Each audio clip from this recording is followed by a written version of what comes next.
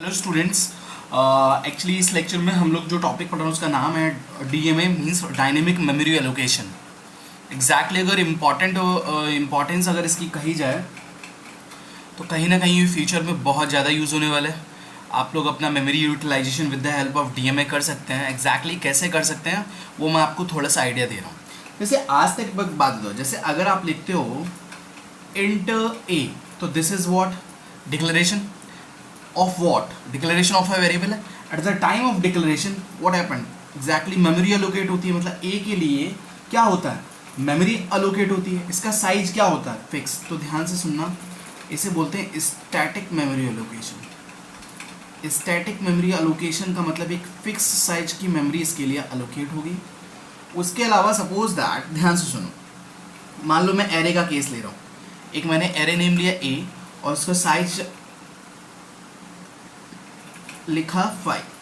अब ध्यान से सुनो, एरे ऑफ साइज 5, एक बात देता हूँ, रूल के अकॉर्डिंग आपको इसके अकॉर्डिंग, मान लो अगर इंट का साइज 2 बाइट है तो इस वेरिएबल के लिए 2 बाइट की मेमोरी एलोकेट होगी फिक्स्ड, और इसके लिए अगर 5 एलिमेंट्स हो तो कितना 10 बाइट। और ध्यान से सुनो, टोटल कितनी ब्लॉक्स यहाँ पर बनने वाले हैं। अगर 0 से इंडेक्सिंग शुरुआत होगी तो कहीं ना कहीं 5 ब्लॉक्स बनने वाले हैं। अब मेरी बात ध्यान सुनो, स्टैटिक मेमोरी एलोकेशन मींस आज तक जितने भी आप लोगों ने प्रोग्राम बनाया वो सब स्टैटिक मेमोरी एलोकेशन है।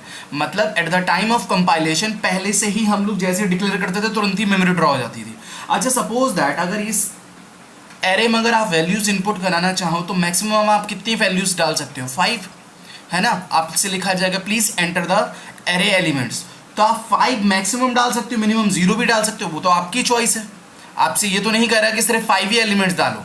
जो भी हम एरे का साइज ले रहे हैं इट डजेंट मीन कि उसी एरे के नंबर ऑफ हमें एलिमेंट्स हम उससे ज़्यादा भी डाल सकते हैं, कम भी जा सकते हैं। तो एग्जैक्टली डायनेमिक मेमोरी एलोकेशन क्या कह सकता है, this is normal variable, this is array variable. अगर मैं मान लो स्ट्रक्चर की बात करूं, अगर आपको याद हो तो स्ट्रक्चर एम्प्लॉय डिटेल इनपुट कराते थे हम लोग, और मान लो अगर 5 एम्प्लॉय की डिटेल 6 एम्प्लॉय की डिटेल हो तो ई नाम का वेरिएबल जो किस टाइप का स्ट्रक्ट एम्प्लॉय टाइप के इसकी डेफिनेशन लिखते थे, और 6 के लिए मेमोरी बनेगी। तो कहीं ना कहीं ये जितना भी मेमोरी एलोकेशन हो रहा है इसका साइज क्या है, फिक्स्ड साइज है। अगर मैं ऐसा चाहता हूं कि मेमोरी बजाय कंपाइल टाइम पर रन टाइम पे बने, मतलब जैसे आपसे कहा जाए प्लीज एंटर द 2 नंबर्स, तो अगर जैसे ही मैं इनपुट करूं 1 तो 1 के लिए मेमोरी बना हो जाए, 1 इंसर्ट हो जाए। फिर मैं कहूँ 2 तो 2 के लिए मेमोरी बन जाए, 2 इंसर्ट हो जाए। ये नहीं कि पहले से ही 5 ब्लॉक बन गए या 6 ब्लॉक बन गए, नहीं। अगर मैंने 3 इनपुट किया, 3 के लिए मेमोरी, 4 के लिए 4, 5 के लिए 6 के लिए, मतलब आप जितना जो वैल्यू डालोगे 2 तो 2 के लिए मेमोरी तुरंत बने और तुरंत ही हम उसके अंदर वैल्यू डालें। 4 के लिए मेमोरी बने, मतलब रन टाइम पे मेमोरी एलोकेशन, उसे बोलते हैं डायनेमिक मेमोरी एलोकेशन। मतलब अगर आपने 5 यहाँ पर एरे साइज ले रखा, अगर आप 3 इनपुट कराते तो 3 के लिए ही मेमोरी बनेगी। ये जो 2 के लिए हमने ऑलरेडी ऑक्यूपाइड कर लिया, वेस्टेज है। अगर suppose that at the run time you want to enter more than 5 values, you want to enter like 7 और 8 value, then definitely that is also possible with the help of dynamic memory allocation. So these are the things वो हम लोग इस lecture में discuss करने वाले हैं। This is only a purpose why dynamic memory allocation की नीडेड है। हे अब memory you know very well for the storage, पर एलोकेशन ऑब्वियस ही बात है फॉर लाइक अगर हम अपना प्रोग्राम स्टोर करते हैं तो कहीं ना कहीं हमारा प्रोग्राम कहाँ स्टोर होता है, मेमोरी में स्टोर होता है। तो मेमोरी को अलोकेट करना है किसे, प्रोग्राम को। तो एक होता है static memory allocation, means already जितनी उसकी रिक्वायरमेंट है उसको पहले से मेमोरी दे दो, ज़रूरत है भी या नहीं भी है तब भी दे दो, है ना। और एक होता है डायनेमिक, ऑन डिमांड हम मेमोरी को एक्वायर करते हैं या फिर ऑक्यूपाइड करते हैं, तो वो होता है आपका डायनेमिक मेमोरी एलोकेशन। ठीक है, इतनी चीज़ हमेशा ध्यान रखेंगे आप लोग। उसके बाद अगर मैं इसको थोड़ा सा एक लाइन में अगर डिफाइन करूं कि DMA means the size of arrays और anything, size of array structure में भी will be increased or decreased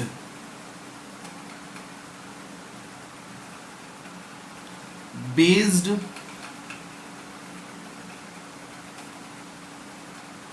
on the elements we are adding or deleting। मेरा कहने का मतलब है कि size of memory will be increased और डिक्रीज्ड या फिर एरे भी हो सकता है, या फिर स्ट्रक्चर वेरिएबल भी हो सकता है। उसका साइज बढ़ेगा घटेगा हमारी रिक्वायरमेंट के हिसाब से। हम जैसे कोई एलिमेंट ऐड करेंगे उसकी मेमोरी बन जाएगी, हम उसमें इंसर्ट करा दें। एक और मेमोरी हमने ऐड किया तुरंत उसके लिए मेमोरी। अगर हम चाहते हैं सिर्फ एक डिलीट तो मतलब वेरी करता है साइज जो है, कि ये नहीं कि फिक्स्ड ही हो गया। तो ध्यान से सुनो, खास बात ये है, जैसे अगर आप लोगों को याद हो आज तक आप लोगों ने कौन कौन सी लाइब्रेरीज पढ़ ली आज तक, आप लोगों ने अगर याद हो तो stdio.h लाइब्रेरी पढ़ी थी, एम आर राइट। तो स्टैंडर्ड इनपुट आउटपुट में लाइब्रेरी में कौन से फंक्शंस होते हैं, प्रिंटफ, स्कैनफ। उसके अलावा आप लोगों ने कौन सा पढ़ा था, कोनियो पढ़ा था। कोनियो में आप लोगों ने कौन कौन सा पढ़ा था, CLR, गेट ch। उसके अलावा आपने math.h पढ़ा था। math.h में पावर फंक्शन है, स्क्वायर स्क्वायर रूट का फंक्शन। उसके अलावा आपने क्या पढ़ा था, string.h फंक्शन पढ़ा था, जिसमें आपने स्ट्रिंग हैंडलिंग फंक्शंस बने थे। आज जो आप लोग एक और लाइब्रेरी के पढ़ रहे हो जिसका नाम है एग्जैक्टली उस लाइब्रेरी का नाम है stdlib.h, स्टैंडर्ड लाइब्रेरी। स्टैंडर्ड जो लाइब्रेरी है उसको डायरेक्ट स्टैंडर्ड लाइब्रेरी से रिप्रेजेंट करते हैं। और डायनेमिक मेमोरी एलोकेशन के जैसे सी में क्या है कि हर एक टास्क को परफॉर्म करने के लिए फंक्शंस बनाए गए। Printf to print anything, scanf to take the input from the user, get cs some purpose. हर एक strlen, str, cpr, हर एक फंक्शन का अपना अपना मीनिंग, और वो सारे फंक्शन किसी न किसी लाइब्रेरी को बिलोंग करते हैं। For the dynamic memory allocation means if you want to allocate the memory to your variables और to your program dynamically, then you need some functions. तो पहला फंक्शन का नाम है, हमेशा फंक्शन की पहचान क्या होती है, function name open bracket close bracket. तो इसका फंक्शन है, इसका नाम है malloc, open bracket close bracket पहला। उसके अलावा दूसरा फंक्शन आपका calloc, open bracket close bracket. तीसरा realloc,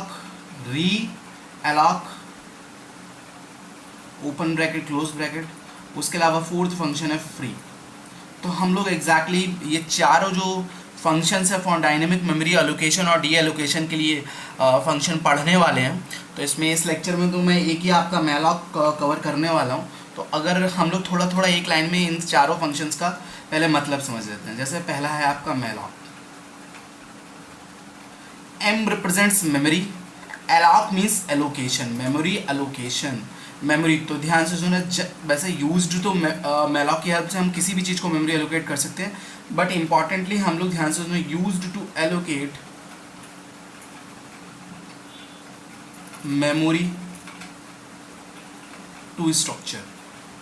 and those who are confused what is structure, they will find out the lecture in the C playlist। वहाँ उनको स्ट्रक्चर के बारे में पता चल जाएगा। अगर आपको याद मैं कराऊँ, स्टूडेंट डिटेल इनपुट कराने थे हम लोग, क्या करते थे स्ट्रक्चर की हेल्प से, अगर याद हो यूज़र डिफाइंड डेटा टाइप बनाते थे, याद है। User defined data type means अपनी तरह का डेटा टाइप जिसमें हम अपनी टाइप की इंफॉर्मेशन स्टोर कराते थे। malloc उस पर्पस के लिए यूज़ होता है। दूसरा है आपका calloc। calloc बेसिकली क्यों यूज़ होता है, allocate the memory to arrays। Third realloc नाम से ही रिप्रेजेंट हो रहा है, इंक्रीज और decrease the size of array. हाँ जी। Fourth one free, delete the memory. तो ध्यान से बात सुनो मेरी बात, malloc और calloc both are used for the memory allocation for the specific purpose। realloc जो आप मेमोरी allocate कर रहे हो, मान लो आपने 5 साइज ऑफ का एरे इनपुट करा दिया, आप ये चाहते हो कि करंट टाइम पे उसकी जो साइज है वो 5 की जगह 6 है या 5 की जगह 2 कराना, इंक्रीज और decrease the size of array with the help of realloc। And free का मतलब आपने जो मेमोरी अलोकेट की है, ऑक्यूपाई की है, उसे फ्री करने का या फिर डिलीट करने का।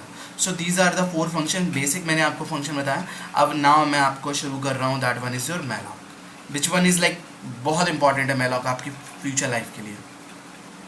तो हम लोग जो फंक्शन पढ़ने जा रहे हैं उसका नाम है आपका malloc। क्या नाम है, malloc।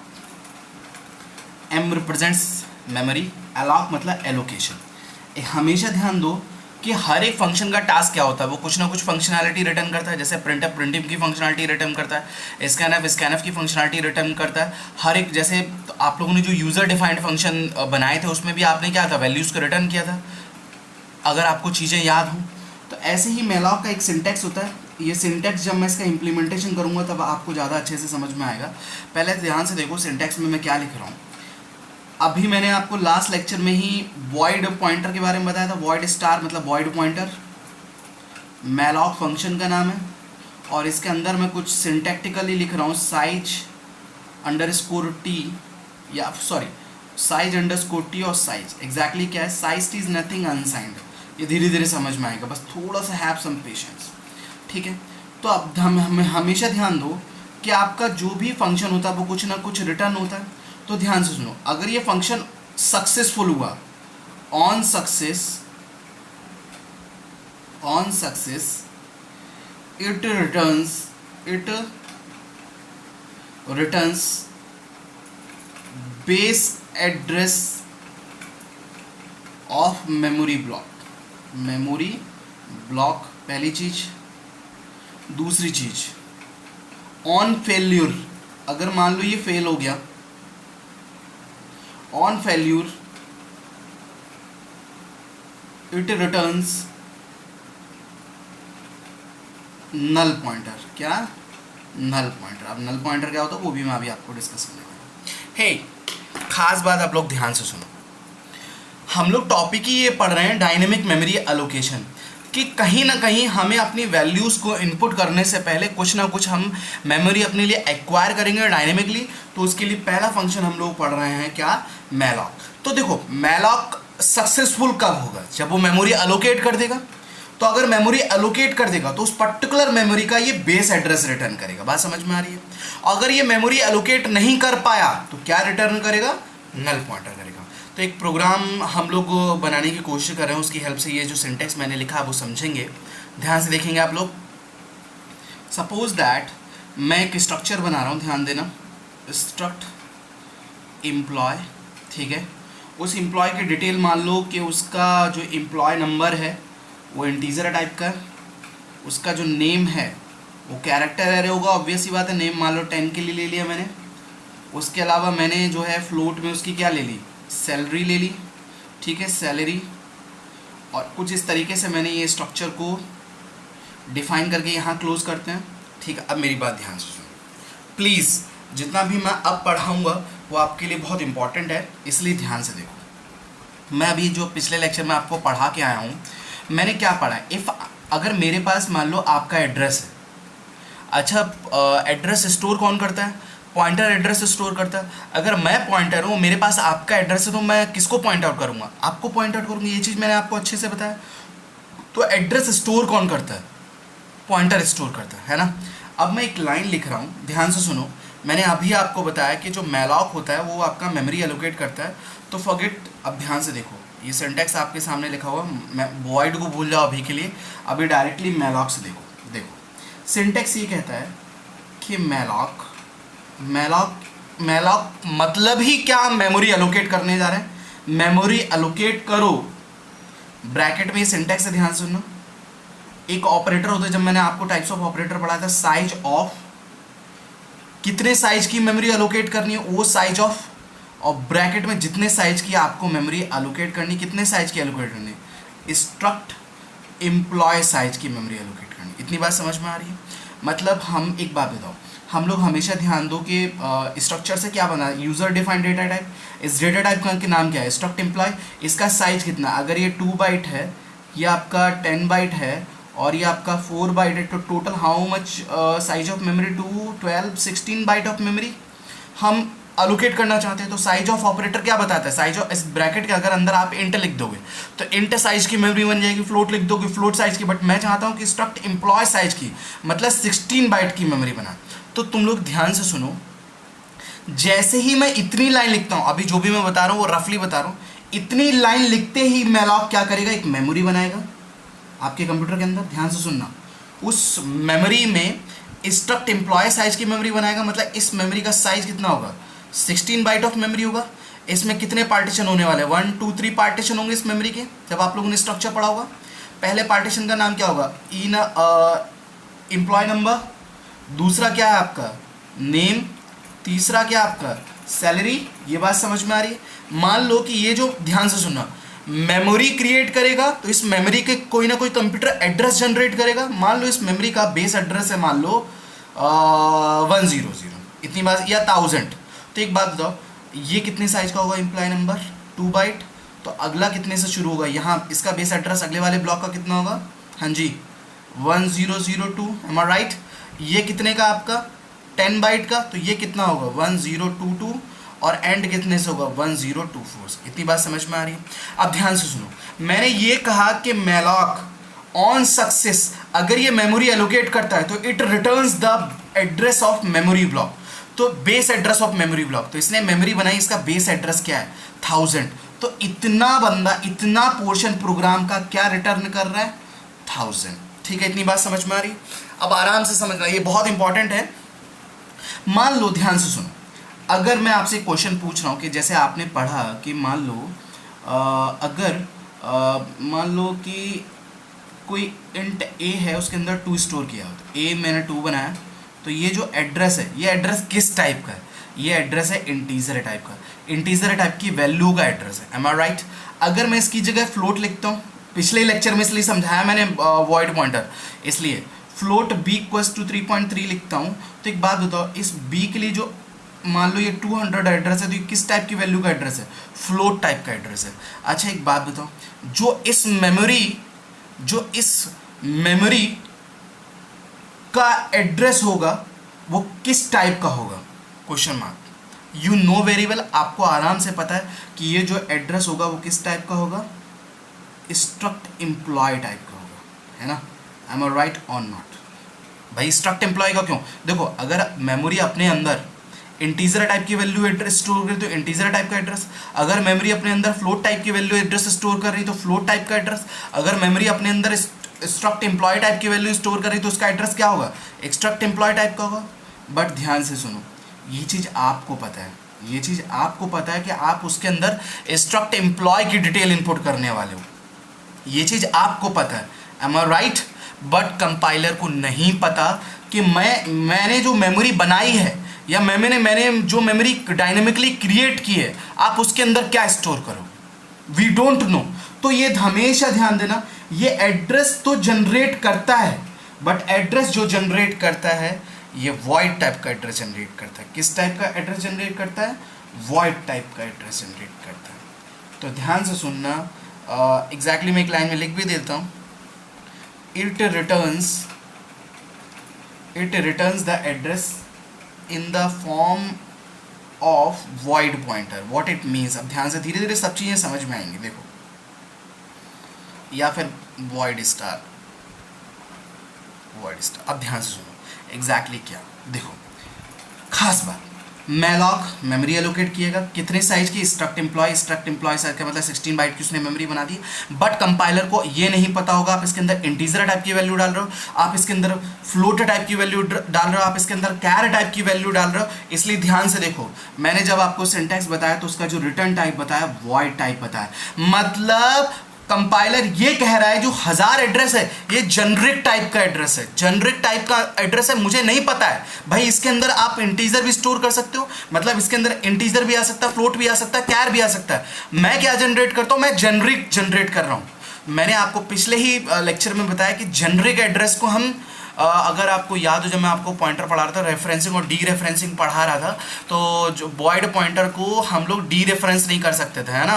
तो एग्जैक्टली क्या आइडिया होने वाला है, फिर से मैं बोल रहा हूँ, मैलॉक किस टाइप का एड्रेस जनरेट करेगा? वॉइड टाइप का। वॉइड टाइप का मतलब जेनरिक एड्रेस, मतलब उसका हमें टाइप नहीं पता है, हमें किस तरह का एड्रेस चाहिए। एक बात बताओ भाई, एक बात बताओ, if I am a pointer और आप इंटीजर टाइप के वेरिएबल हो, तो आपकी वैल्यू का जो एड्रेस होगा मैं अपने अंदर स्टोर कराना चाहता हूं, तो मेरा टाइप क्या होना चाहिए? इंटीजर टाइप होना चाहिए, एम आई राइट? तो एक ध्यान से सुनो मेरी बात को, एक सबसे इंपॉर्टेंट पॉइंट अब मैं डिस्कस कर रहा हूं, this is the my like most important point, please try to concentrate the idea कि जो एड्रेस वो वॉइड पॉइंटर का है, मतलब वॉइड टाइप का जेनरिक एड्रेस है, आपको जिस टाइप में चाहिए आप उसमें कन्वर्ट कर लो। मुझे किस टाइप का एड्रेस चाहिए? स्ट्रक्ट एम्प्लॉय टाइप का एड्रेस चाहिए। बात समझ में आ रही है? तो ये सिंटैक्स तो था, अगर इंटीजर होता तो इंट स्टार लिखते, स्ट्रक्ट एम्प्लॉय टाइप में होता है तो एक बात बताओ, इतनी लाइन हमें क्या रिटर्न कर रही है? 1000। 1000 किस टाइप का एड्रेस था? जनरिक टाइप का, जनरल एड्रेस था। हमने उसे किस में कन्वर्ट कर दिया? स्ट्रक्ट एम्प्लॉय टाइप में कन्वर्ट कर दिया। अच्छा, स्ट्रक्ट एम्प्लॉय टाइप में क्यों कन्वर्ट कर दिया? हे अब मैं आपको थोड़ा सा डिटेल में और जा रहा हूँ। देख, मान लो कि ये एक इंटीजर वेरिएबल है ये, जिसके अंदर 2 पड़ा हुआ है, ठीक है, ये 2 है। तो एक बात बताओ, इस 2 क्या है? इंटीजर। अगर मुझे इसके एड्रेस को कहीं स्टोर कराना, मान लो ये कोई पॉइंटर है, तो इसका टाइप क्या होना चाहिए? इंटीजर होना चाहिए। M I right? हाँ जी। तो मैं अगर मेरे पास इसका एड्रेस होगा तो मैं किसे पॉइंट करने लगूंगा? इसे पॉइंट आउट करने लगूंगा। मैलॉक ने क्या किया? पूरे कंप्यूटर में हवा में एक कहीं मेमोरी बना दी, मेमोरी बना के उसका एड्रेस जो है, अब एड्रेस भी रिटर्न कर दिया। अब मैं इस मेमोरी लोकेशन को पॉइंट आउट करना चाहता हूं, मैं इस मेमोरी लोकेशन तक पहुंचना चाहता हूं। I want to store some data in that memory, for that I need that address. अब एड्रेस अगर मुझे चाहिए तो मुझे एक पॉइंटर की जरूरत होगी, ठीक है। मैंने एक पॉइंटर डिक्लेयर किया, ध्यान से सुनो। मान लो एक पॉइंटर मैंने यहाँ पर डिक्लेयर किया ptr। क्या डिक्लेयर किया? ptr। अब एक बात बताओ, वो पॉइंटर किस टाइप का होगा? क्वेश्चन पूछ रहा हूँ आपसे। इसके अंदर क्या इंटीजर वैल्यू स्टोर करा रहे हो? नहीं। आप इसके अंदर फ्लोट वैल्यू स्टोर करा रहे हो? नहीं। आप इसके अंदर कैर वैल्यू स्टोर करा रहे हो? नहीं। आप जो 1000 एड्रेस स्टोर करा रहे हो, वो इस मेमोरी के अंदर आप क्या स्टोर करा सकते हो या कराना चाह रहे हो?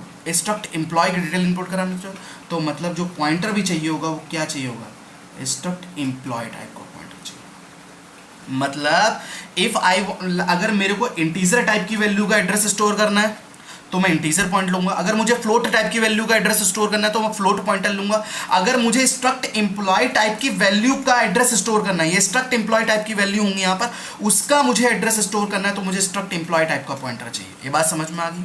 मैं क्या करूंगा? ये लाइन लिखूंगा। This is the most important line. ptr is the pointer जो एड्रेस स्टोर करेगा। किस टाइप का एड्रेस स्टोर करेगा? स्ट्रक्ट एम्प्लॉय टाइप का एड्रेस स्टोर करेगा।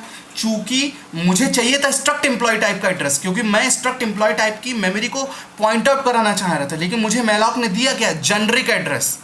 अब जब जनरिक एड्रेस दिया, जनरिक एड्रेस मतलब साधारण सा, उसे मतलब देखो, मैं एकदम जनरल आदमी हूँ, मैं एक एड्रेस हूँ, मैं अगर जनरिक एड्रेस हूँ तो मुझे आप जिसमें चाहे उसमें कन्वर्ट कर लो आपकी नीड के अकॉर्डिंग। चूंकि I want to point at a location of type struct employee, then I need a pointer of type struct employee. That's why मैंने जनरिक एड्रेस को कौन से एड्रेस में कन्वर्ट किया? स्ट्रक्ट एम्प्लॉय टाइप में address convert किया। अब struct employee type के एड्रेस को रिसीव करने के लिए मुझे स्ट्रक्ट एम्प्लॉय टाइप का पॉइंटर चाहिए था। ये बात आप लोगों को समझ में आ गई? तो 2 लाइन में मैं चीजें रिवाइज करता हूँ। Simple, malloc is used for dynamic memory allocation. malloc का टास्क ये कि malloc का सिंटैक्स है malloc साइज ऑफ। अगर आप इसके अंदर इंटीजर लिख दोगे तो इंटीजर की मेमोरी, मैंने लिखा स्ट्रक्ट एम्प्लॉय। स्ट्रक्ट एम्प्लॉय कितने साइज का? 16 बाइट का है, तो 16 बाइट की मेमोरी जनरेट करेगा, मेमोरी क्रिएट करेगा, और मेमोरी अलोकेट करने के बाद उसका जो एड्रेस होगा उसका एड्रेस रिटर्न कर देगा। वो एड्रेस जनरेट होगा। क्यों? क्योंकि कंपाइलर को नहीं पता है कि इसके अंदर इंटीजर है, फ्लोट है, क्या है। अगर मुझे पता होता इंटीजर है तो वो इंटीजर टाइप का एड्रेस जनरेट देंगे। मुझे नहीं पता ना कि मेरे अंदर किस टाइप का एड्रेस है, तो इसका सिंटैक्स ये है कि वॉइड टाइप का एड्रेस रिटर्न करता है। जब वॉइड टाइप का एड्रेस रिटर्न करता है, but I want to point that location, इस लोकेशन के अंदर मैं किस तरह की डिटेल डालूं? अगर इंटीजर टाइप की डिटेल डाल रहा होता तो इंटीजर टाइप का पॉइंटर, कैर टाइप का पॉइंटर, फ्लोट टाइप का पॉइंटर। लेकिन मैं इसके अंदर किस टाइप की वैल्यू डाल रहा हूँ? स्ट्रक्ट एम्प्लॉय टाइप की वैल्यू डाल रहा हूँ। अगर स्ट्रक्ट एम्प्लॉय टाइप की वैल्यू डाल रहा हूँ तो अगर मुझे यहाँ पॉइंट आउट करना है, मुझे इसका एड्रेस स्टोर करना है, तो मुझे स्ट्रक्ट एम्प्लॉय टाइप का पॉइंटर चाहिए। ptr ने ये लाइन लिख दी, ठीक है। अभी इतनी बस होपफुली आप लोगों को बेसिक सा समझ में आ रहा है। अब मैं एक प्रोग्राम लिख रहा हूँ। हमेशा ध्यान दो, आप लोग सेकेंडरी में एक सब्जेक्ट पढ़ोगे जिसका नाम है डेटा स्ट्रक्चर्स, और डेटा स्ट्रक्चर्स में आपको इस मैलॉक की बहुत ज़रूरत पड़ेगी। तो please try to understand the idea कि मैलॉक कैसे वर्क करता है। इतना पोर्शन सिर्फ और सिर्फ एड्रेस जनरेट करता है। वो एड्रेस भी वॉइड टाइप का होता है, जनरेट टाइप का। आपको जिस टाइप में कन्वर्ट करना है आप उस टाइप में कन्वर्ट करके आप अपने उस पॉइंटर में स्टोर करो। जब ptr के पास किसका एड्रेस है? स्ट्रक्ट एम्प्लॉय का एड्रेस है, तो मैं इसे पॉइंट आउट करने दूंगा। अब मैं जिसमें चाहूँ उसमें मेमोरी डाल सकता हूँ, ठीक है। अब मैं एक एग्जाम्पल ले रहा हूँ, आप समझने की कोशिश करो। जैसे I want to store the employee detail in memory, ठीक है। ये मेरा प्रोग्राम है। तो एग्जैक्टली एक बात बताओ, अगर एम्प्लॉय डिटेल इनपुट कराते तो अगर आपको याद हो, सबसे पहले क्या डिफाइन करते थे आप? स्ट्रक्चर डिफाइन करते थे। तो स्ट्रक्ट एम्प्लॉय, ठीक है। तो सबसे पहले में क्या होगा? इंट एम्प्लॉय आईडी, है ना।